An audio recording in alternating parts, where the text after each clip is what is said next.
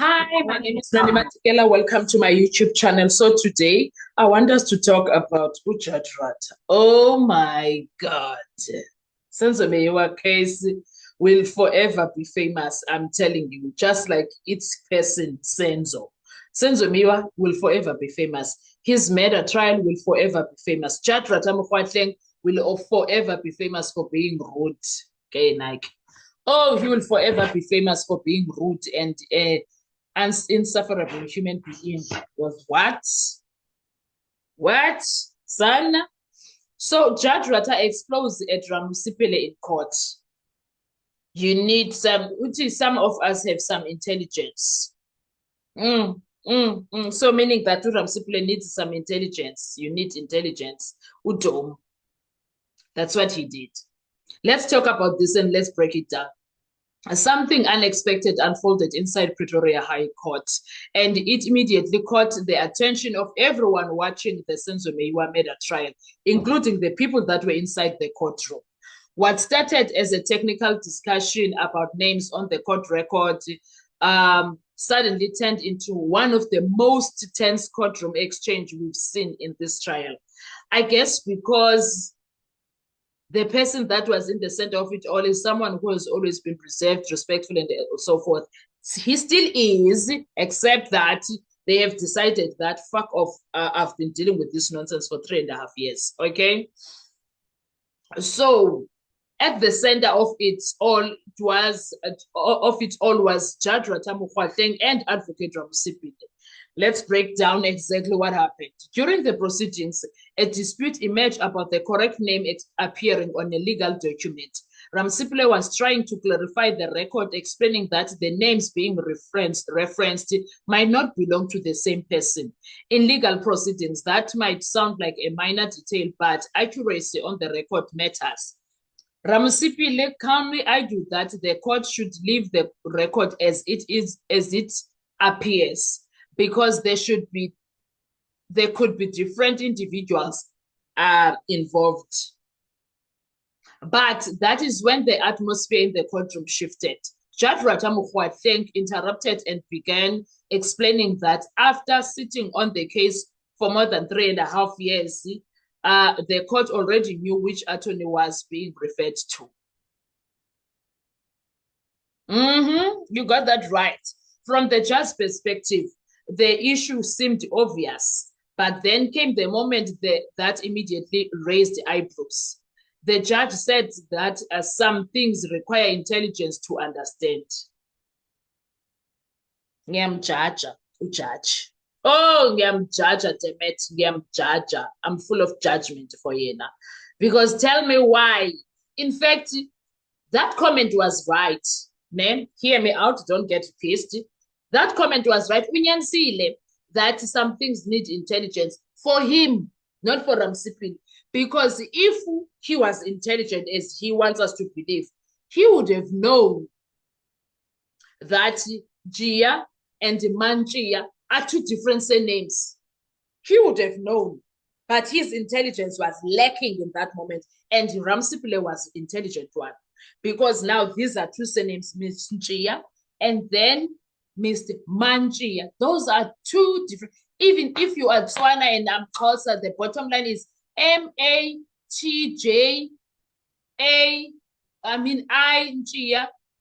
I don't know whether it's an A or JA, but those are two different. That's a surname, Manjia.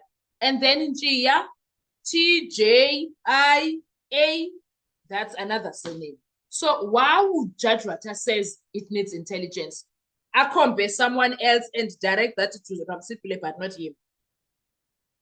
I was glad when Ramusipele was like, Futek, I'm dizupiega, but I was so happy when he did that.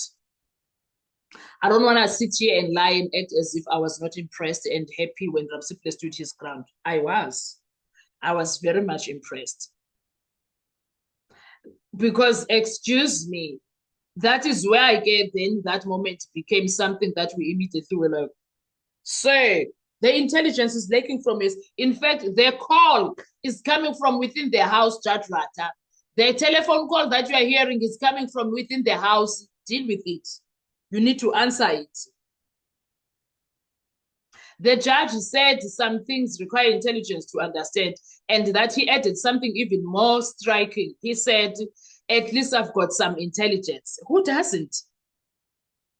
Who doesn't? For many people that were watching the case or the proceedings at the time, that moment or that comment instantly changed the tone of the exchange. Because in a courtroom, judges are expected to correct lawyers and guide the process, but rarely in a way that sounds personal. Ramusipile appeared visibly frustrated. Oh, he got pissed. He got pissed and told him off. Okay, I was happy with him.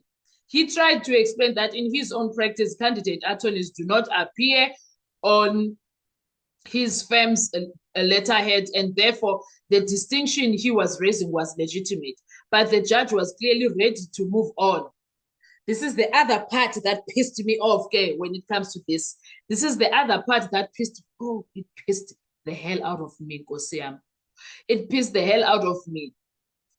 Judge Rata shut down the discussion and instructed the proceeding to continue.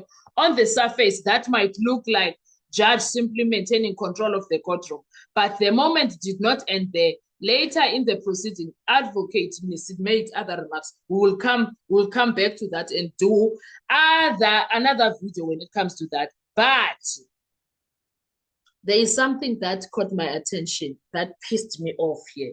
Judge Rata shuts it down. This one, before Ramusipile is done talking and sitting and sit down, doesn't Baloyi say, and let's move on? Excuse you, sir. I'm busy here. I'm addressing the court. Who the hell do you think you are? Who the hell do you think you are?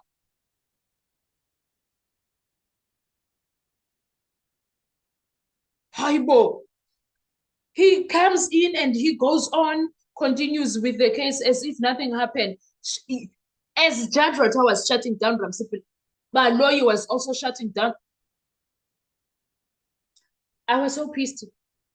I was so triggered by everything that was happening in that moment. And I was like, oh, God. Thank God it's not me. Because now I would have attended to Baloyi right there on the spot, just like Shololo once did in Ngelinye. I would have attended him. Oh, Jehovah, I would have attended Baloyi right there on the spot because excuse you? What do you mean? What do you mean you are going to interfere with my my stand-up points where I'm busy addressing the judge? I was so pissed, guys. I was so angry. I was not happy with Baloyi and the things that he was doing. I don't know about you, but Judge Rata Mokgatleng, Nkosi yam, because wow. Because wow. Those people in that courtroom, they will piss you off. Oh, they will piss you off. I don't wanna lie. They will piss you off and make you swear at elderly people because what the hell was that? So that's what happened, and I was not happy with Judge Rata. I do not wanna lie. And Judge Rata, if he thought he was asserting control of the courtroom, not that way. That assertion was very wrong. But the exchange instead, what we saw was how unprofessional he is. That is what we saw, Tina. We saw how unprofessional he is. And something else that he did, that the exchange crossed the line into something into something that looked like judicial hostility towards the defense. You can't call someone stupid, Galop. You can't. Or you can't call someone stupid.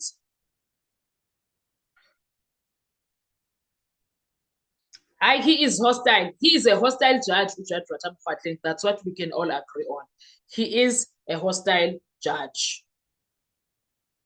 The hostility is unmatched.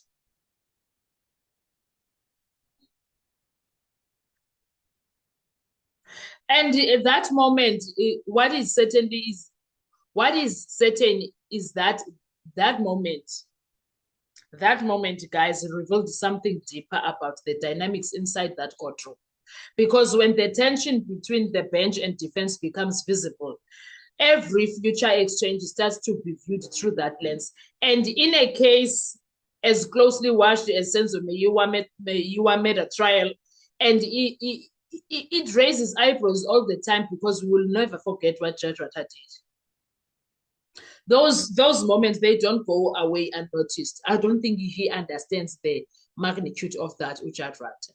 Nonetheless, guys, what are your thoughts when it comes to this? I want to hear your views. Let's talk comment section. Thank you so much. Bye-bye.